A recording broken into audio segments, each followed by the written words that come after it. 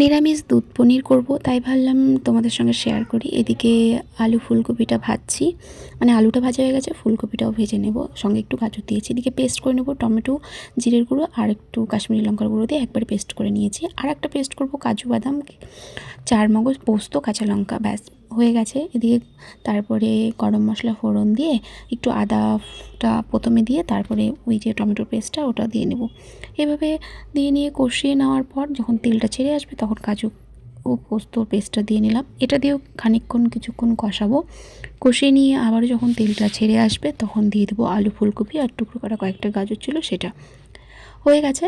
এভাবে নেড়ে চেড়ে তারপরে দিয়ে দেবো দুধটা দিয়েও একটু কিছুক্ষণ নেড়ে চেড়ে তারপরে ভাজা পনিরটা দিয়ে নেব। আমি পনিরটা সবসময় আগেই দিই, জল দেওয়ার আগে।